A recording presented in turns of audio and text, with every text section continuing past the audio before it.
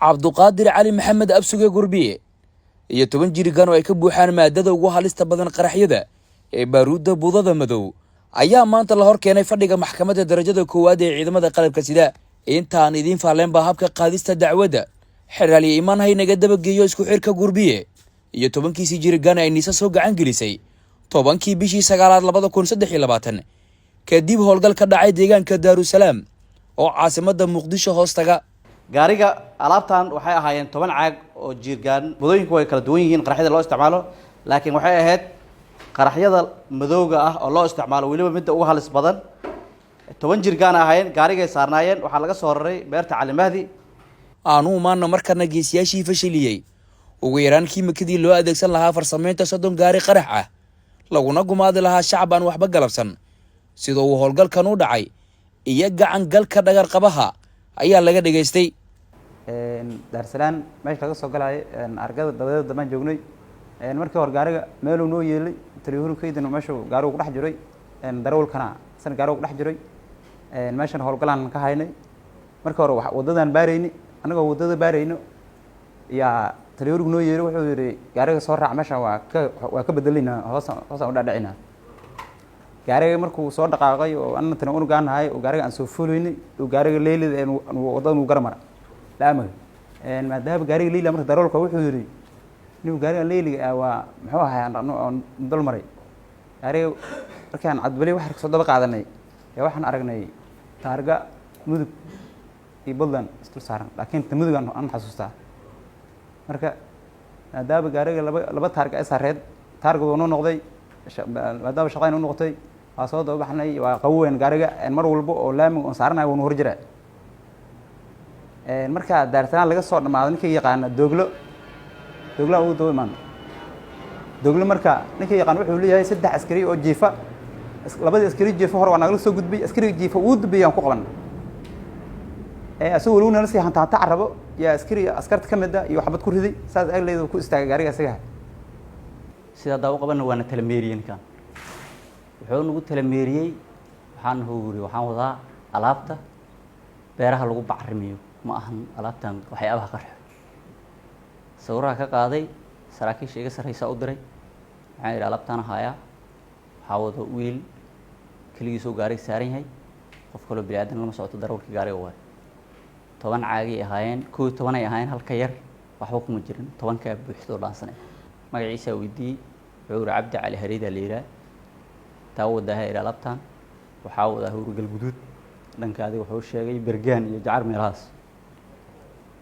meesha ka soo qaada weydii waxa ka soo qaada uriyay beerta Cali Mahdi gaari yar ay soo saaray waxaan haday naqdaan ka warnaayo waxyaabaha qarx ma naqaan madaxda dala wadaagay wixii adiga san u malihay naqdeen waxyaabaha qarxo gaari waa ka dajiyay darawalka aniga gaariga ii wado aan ciidankii ka tirsanaa soo saaray gaariga soo waday asigana gaariga Cabdibilaa doonta ka soo saaray Cabdibilaa ana gacantiisa ku soo waday waxa keenay laanta laga xukumo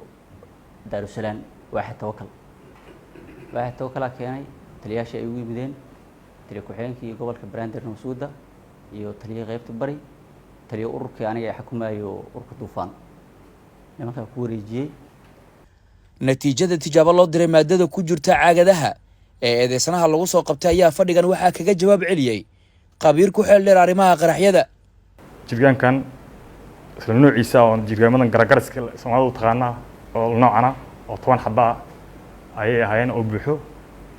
aniga teamkan hogaaminayay xabad baan u jeeknay waxaan ogaanay hal maado oo hal nooc inay 10 ku jiraan maadadaas haddaan sharaxo baaruudu inta badan Soomaalidu 4 ilaa 5 meelaha Soomaaliya soo gaaray lagu arkay sida baaruudan loo yaqaan black border TMT C4 iyo RDX baaruudan waxa weeyaan baaruud loo yaqaan black border oo baaruud madow Soomaalidu ay tiraahdo waxa laga heli karaa qoriyaan wixii ka bilowda aake ilaa madaafiicda goobta ilaa dhishika shilka suuga waxay kala saartaa gumca iyo fooqa shaqo markay TMT ka dhamaatay waxay u wareegeen maadadan oo si fudud ku heli karaan waxay ku xiranta kaliya in rasaasta dhishika iyo suuga iyo 37 ay helaan waxay u isticmaaleen marka ayadaas ay ku dareen dalwandi kadibna way shideen waxay ka dhigeen baaruud dhagaa fudud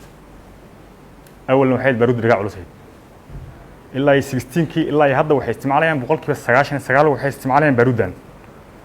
markii laga reebo miinooyinka yararka ee baabuurta lagu dhajiyo bas ay waxay u isticmaalaan TNT inta kale wixii qaraxa mid dhigo baabuurta caadiga ee hamu saaran yihiin dhammaan waxay u isticmaalaan baaruudan loo yaqaan black border ayada marka waa oriyaal fara badan ee kooban tahay oo isku tagay asarkeeda hore markii la sameeyay TMT waxay samaysaa ficilka samaysaa tan laakiin waxay samaysaa TMT-na jidada sax ay samaysaa inay wixii khasaariyay bay samaysaa tan laakiin waa shaygii wax orinahay wax bixinay weyn haddii hadda u soo laabtay 20 laan sida biyaha marka lagu shubo 20 litir buu qaadaa biyaha laakiin hadda border ku jiro borderkaas waxaan qiyaasay 26 ilaa 30 kilo net tahay way iska shaa markay dheedada ku dhacdo way sii galaysaa abulo markay